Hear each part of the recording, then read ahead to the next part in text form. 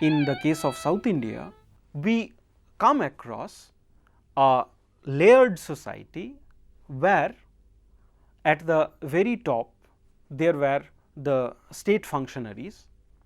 They had the right, or they could dispose of their soil or part of their income from the soil. Then there was a group of intermediaries that was growing up, particularly in the form of the Vigyapti or the landowners, the Vellalas, or the very substantial agriculturists that were growing up, a stratum that was growing up, and beneath there were the peasants.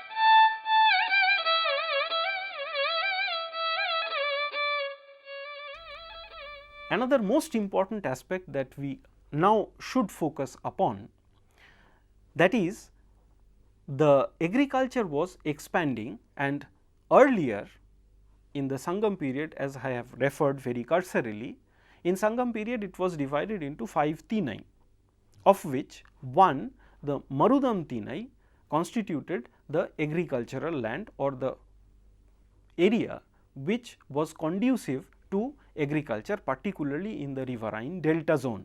But now, with the inception of this new kingship, the Pallava and the Pandyan kingship, we find that the agricultural zone was increasing, and that already I have referred to because of the expansion of irrigation, and particularly the tank irrigation.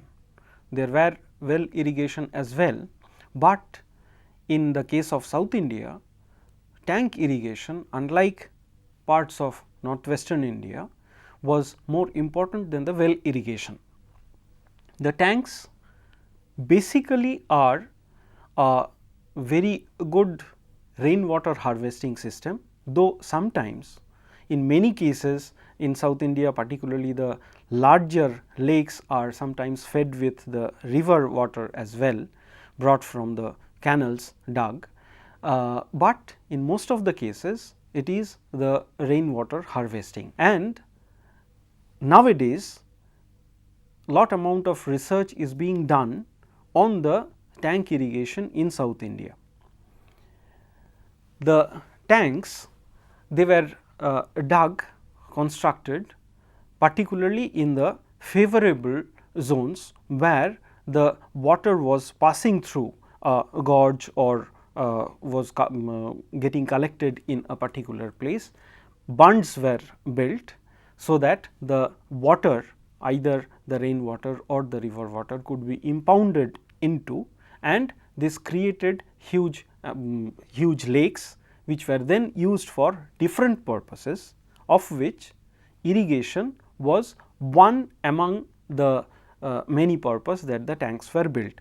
Some of these tanks, they are still existing, which were constructed during the period of the Pallava or the Pandyan kingdom. Some of them, they still exist. For instance, the Mahendra Tadag, which was constructed in Mahendravadi, now falling in the Kanchipuram district, or the famous Vairamegha Tadag, which was constructed in the famous Brahmadeya in Uttiramerur or Uttaramerur, which also falls in the Kanchipuram district. Earlier it was in the Chengalpet district, or Kaveri Pakkam, which was constructed during the time of Nandi Tellarar in the Nandi Pottarayar, that is Nandi Varman the third, the Pallava king.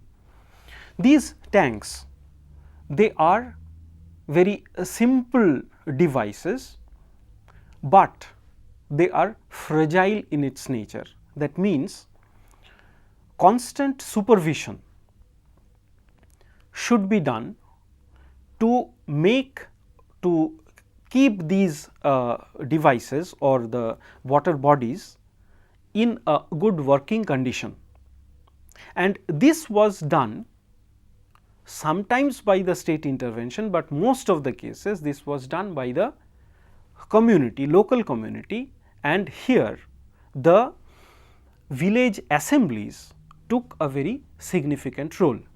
One, that is the construction, conservation and continuous management of the water body should be done, that is dredging should be done, so that the desiltation is taking place very regularly, so that the water body remains in a good shape. And then the most important thing is the sharing of this water, particularly among the farmers, because this could lead into very serious disputes, sometimes leading into bloodshed. So, the village assemblies took a very significant role in this case. The Pallava inscriptions have references, particularly in the later period, have references to Eri Variya Perumakkal, those people entrusted from the village assembly to look after these water bodies, and land was also allocated, particularly known as Eripatti. The income from this land, the produce of this land being sold and the income from this land going into the preservation, conservation of these water bodies. And these things, sometimes land was being granted either by the private persons or sometimes by the village assemblies themselves for upkeep of these tanks, and a tank committee was looking after the income as well as its proper utilization. And where it was not land, but the donation was done, the endowment was given in the form of gold, pon, gold being this gold went into the coffers of that particular tank committee, who then utilized this fund, they invested this amount into the into some enterprise, and the interest that accrued from this investment was then utilized for the upkeep. That is, sometimes dredging was done either thrice in a year or sometimes twice in a year, or even sometimes every month dredging was done as per the conditions during the time of endowment that has been given by the particular donor. So, this all led into a very notable management, water management system that was mainly controlled by the local bodies, local authorities.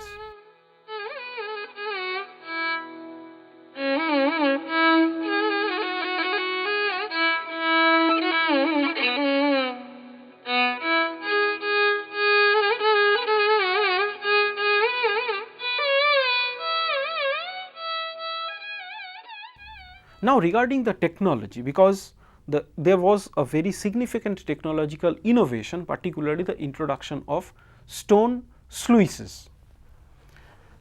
Either it was known as tumbu or kurungu, and these sluices actually maintained or controlled the water that flew from the tank into the channels, or it also led the overflow of the water, particularly during the incessant rain or when the river was very full. It led into the excess water to flow out, so that the bunds do not get destroyed. And this was a very important, a very significant innovation. Apart from that, channels were being dug and they were known by different names, particularly Arukal. But not only Arukal, they were also known as Vayakal, Kal, Kilaikal, Odai, etc. They had different types of functions as well. The branch channels that was dug from the main channel, that was known as Kal or Odai. Then we have the inundation channels being cut, so that the river, when being over flooded, the excess water can flow from through these channels into the adjoining fields. We find particularly in a case of Brahmadeya, which is known as Ekadhira Mangalam, that the inundation channels played a significant role in watering the adjacent agricultural fields. Then we have Urukal, that is the spring channels being cut. When the river became fully dry, then also the river was dug, so that the underneath water, the ground water can come up, which could then be used for irrigation purpose. And all these things we should keep in mind, that this was being looked after by the different committees, which was supervised by the village assembly. Whenever one person wanted to dig a tank or a well for his personal use, for agricultural purpose or otherwise, because not only agriculture, it could be used for drinking purposes as well, they had to take permission from the village assembly, and they had to pay a particular amount to the village assembly. But when the village assembly collectively took a decision of constructing a tank, they should take, or they took permission from the higher authorities, particularly the central authority. The king and his administration gave the permission to construct the tank. Among the pariharas, that is the exemptions or list of the tax exemptions that we find in the inscriptions, particularly meant for the donis, who religious functionaries who got land from the king, we find a term nervayam, that is, the king could impose fine on the excess water being consumed by a particular person. King generally imposed a kind of fine on that, and this actually went into the coffers, and in this case parihara, this tax would then not go into the coffers of the king, but go either to the doni, or if it is a tax free land, the tax is altogether exempted.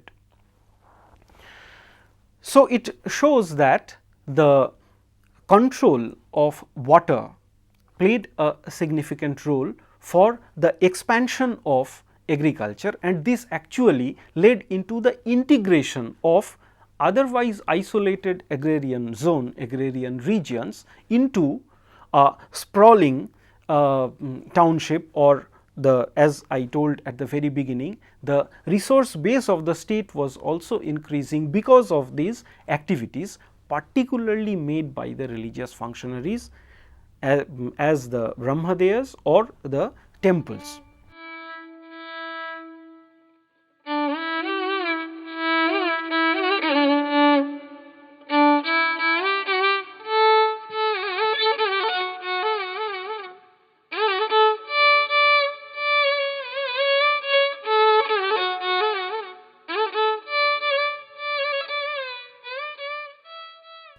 An idea about the artisanal production can be gathered again from the pariharas, that is the list of the tax exemptions, where name of different types of activities and the tax imposed upon them, particularly the ironmongers or the salt makers, salt pan owners, they all had to pay certain kind of taxes, and from these list of taxes we can have an idea about what kind of artisanal productions were taking place in the Pallava and the Pandyan country. Some oblique references also help us to form an idea. Marambavai, who was the queen of Nandivarman III, when she grants a land to a Brahmadeya, a kind of cloth merchant, a group of cloth merchant, they were entrusted with look after of this particular institution. They were known as Aruvai Vanigar.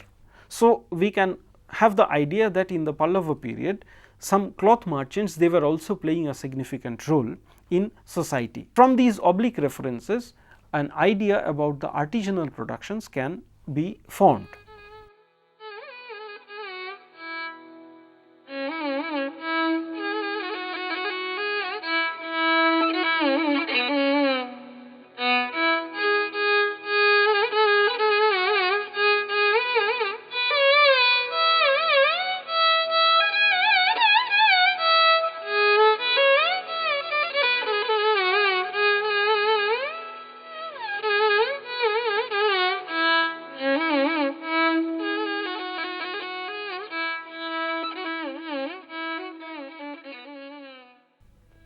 In the case of trade, we find that in North India in the same period, the main discussion is on the trade decline of trade, the trade declining because of some external factors as well as some internal factors as well, and this actually strengthening the ideas of the inception of Indian feudalism. But in the South Indian case, the trade, a brisk trade went on even in this period from 600 to 1200. Though unlike in the Sangam context or the context of Sangam, where the Greek and the Roman traders were playing very significant role in trade activities, and huge amount of Roman coins have been unearthed because of the archaeological excavations. These activities were not there, but some guilds or traders organizations were coming into being, particularly from the late 7th and 8th century onwards, which continue up to the 14th century. Here we will refer to different organizations like the Ayavol Ainnutruvar Tisai Ayavol Tisai Airrattu Ainnutruvar, a group which originates from Ayavol, which is also known as Ohichatro or Arjapur, situated in Karnataka, that is situated presently in Hungund Taluk in Bijapur district of Karnataka. There a group of 500, it is said, Swamis or Chaturvedis, Brahmins, coming together to form an association to control the trade. Actually, Kenneth Hall, a historian, he has opposed this view, but Meera Abraham has shown with sufficient amount of material that it was possibly the influential Brahmins or influential people coming together rather than some traders residing in the peripheral zone, as argued by Kenneth Hall. Meera Abraham is arguing that it is basically some very influential people coming together to control the local trade, and this actually results in the origin of this very important guild or organization, as said by Champakalakshmi, that played a very significant role in trade from 8th century onwards, and it continues up to 14th century. Though it is said that this very important guild or organization originated in Ayavol, but later it became a very important supralocal organization, not just having Ayavol as its headquarters, but spread in different parts of South India and even overseas, because inscriptions have been found of this organization ranging from Sri Lanka to different countries in Southeast Asia, which shows the spread of their activities. Not only Ayavol, but other organizations like Manigramam and Anjuvanam also occur in the inscriptional evidences. A bit later from our period, that is from 600, strictly speaking from 600 to 900, but one can argue that the ground was being prepared in this period. Anjuvanam was a group of foreign merchants.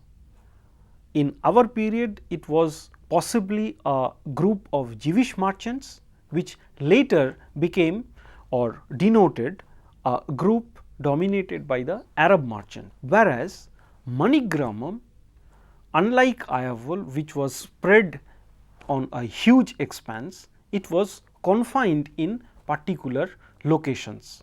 So, these merchant organizations were coalescing, coming together and working for betterment of the both organizations. Ayavol not only was involved in trade, but it had a particular code of conduct known as Vananju Dharma, which made it very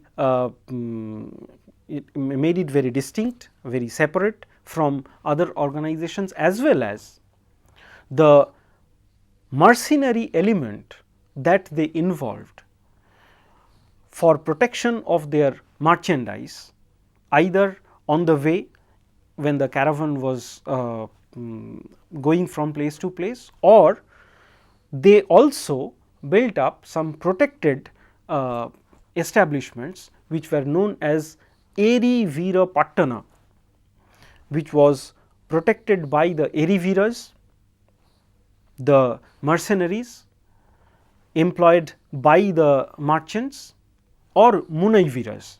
So, this makes the involvement of military power, adding firepower to as well as protection to the merchants or the caravans, it makes the Ayavol very significant one, very distinct type of organization, and with widespread activities ranging from different parts of South India to Southeast Asia. It makes Ayavol a very important organization of this period.